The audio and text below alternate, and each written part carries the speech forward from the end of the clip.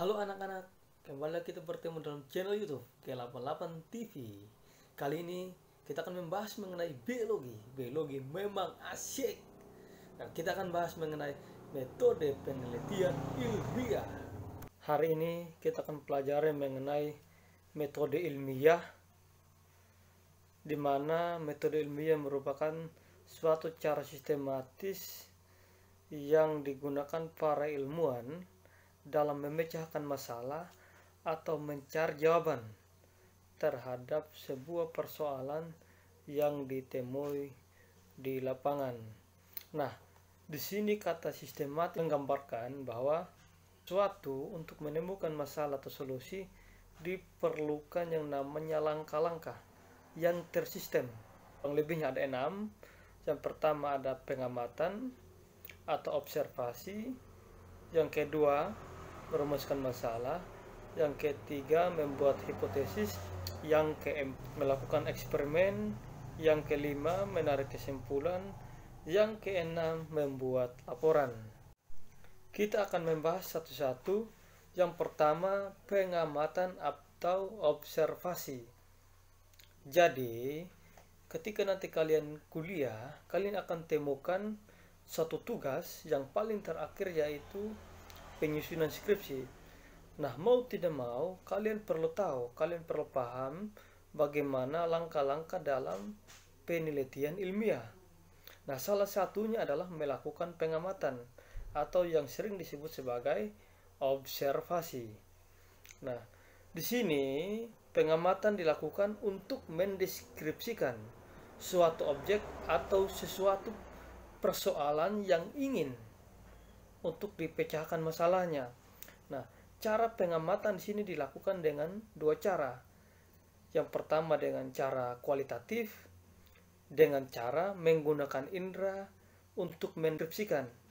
Sedangkan dengan cara kuantitatif digunakan alat ukur, baik itu meter dan lain segala macamnya. Nah, saya mengambil sebuah contoh untuk menemukan sebuah persoalan atau sebuah masalah. Misalkan saya melakukan percobaan pada perkecambahan kacang hijau. Saya mengambil salah satu pot dan mengisikan kacang hijau, terus disimpan di tempat gelap, satu disimpan di tempat yang bisa terkena cahaya matahari.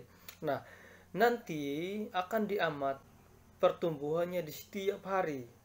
Setelah kita mengamati sebuah masalah atau pada pertumbuhan kecambah pada kacang hijau tadi, maka yang tidak kalah pentingnya adalah merumuskan masalah. Ya.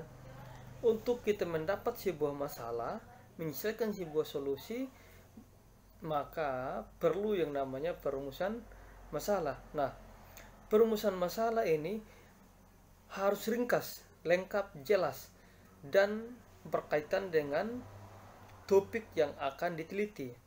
Nah, kita dapat menggunakan beberapa pertanyaan, 5W tambah 1H, apakah, bagaimana, mengapa, dan di mana.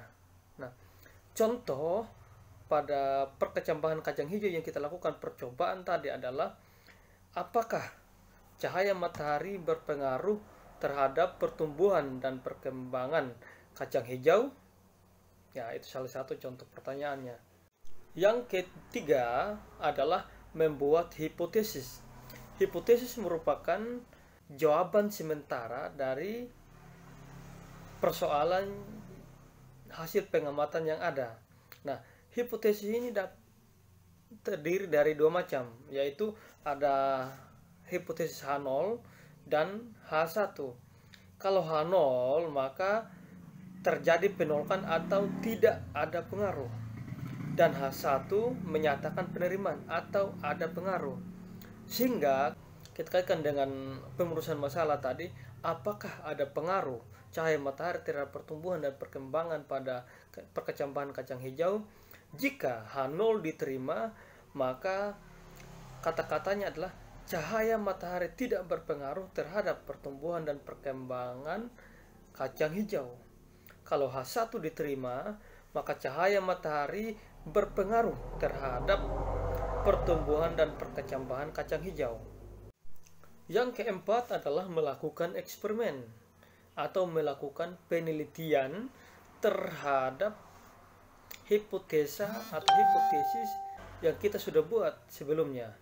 Nah, yang perlu diperhatikan adalah variabel bebas, variabel terikat, dan ada variabel kontrol. Nah, variabel bebas adalah variabel yang mempengaruhi variabel terikat. Contohnya, pengaruh cahaya matahari terhadap pertumbuhan dan perkecambahan kacang hijau, maka yang menjadi variabel bebasnya adalah cahaya matahari, dan yang menjadi variabel terikatnya adalah perkecambahan kacang hijau.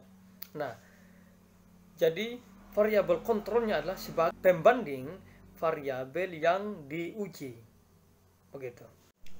Yang kelima, jadi setelah kita melakukan eksperimen, maka yang tidak kalah pentingnya adalah menarik kesimpulan dari data yang dianalisis. Nah, kalau kita lihat pada contoh yang kita lakukan tadi, yaitu perkecambahan pada kacang hijau.